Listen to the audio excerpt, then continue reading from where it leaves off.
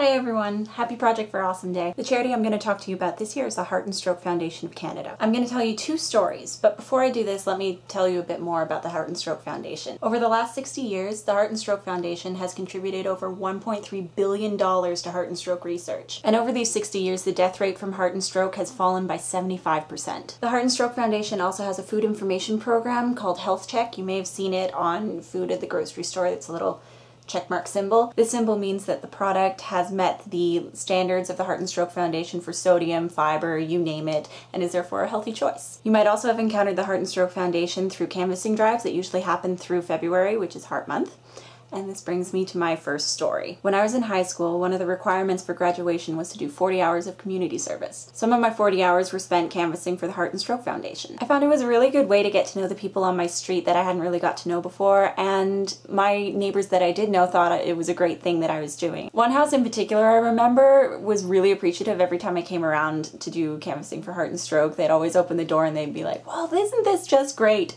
And I don't know, it just made me feel like I was doing a really good thing. And also, in terms of canvassing around your own neighborhood, if you do it for long enough, you are going to get to know your neighbors if you don't know them already. And they may be more inclined to give a donation if it's someone they know than if it's just someone that they don't know at all. In all, I've canvassed 3 years, and if there's a chance to do it again, I would totally do that because it's a really nice thing to do and it's such a wonderful cause and one that's affected me personally. This brings me to my second story. 12 years ago, I was at a birthday party. It was at a hotel, one of those, you know, a bunch of kids go on a water slide and then rent out a room for the night and everyone has a big sleepover things. My mom had stayed throughout the party just chatting to the other moms and we were having a great time, you know, all us like 10-year-olds around the table eating cake.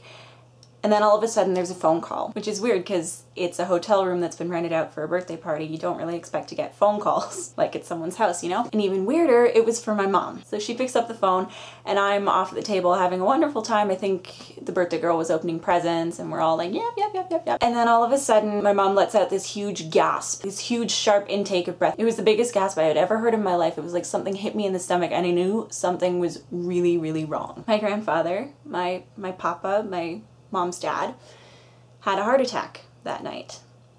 And he was in a coma for 6 hours. And following that night, he was in the hospital just over a month, like about a month and a half. He got back, I think, about 2 days before my birthday. And this was the beginning of his heart troubles. He had diabetes for about, I'd say, 20 years before, but this was where the really big health problems started. 2 months later, in March, he was checked into the University of Ottawa Heart Institute and he underwent a triple bypass. They took 3 veins from his leg and transplanted them into his heart so that it could pump blood better. And he also got a pacemaker, and that's a little machine that regulates the heart beating, and if there's any minor cardiac event, it acts as a defibrillator and minimizes hospital time. In 2008, the Heart and Stroke Foundation gave $2 million towards research at the Heart Institute. So now he's on his 3rd pacemaker. He outlived 2 of them.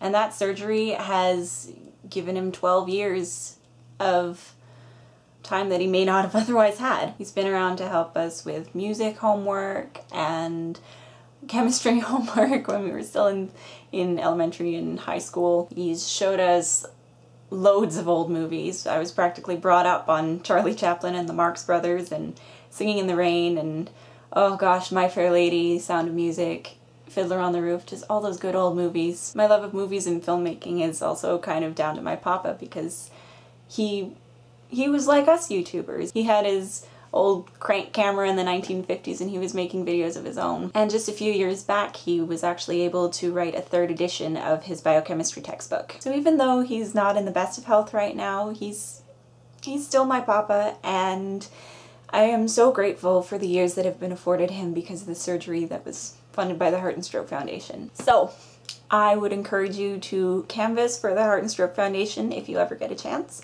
I would encourage you to donate if that chance ever comes along for you. And happy Project for Awesome, guys. Bye.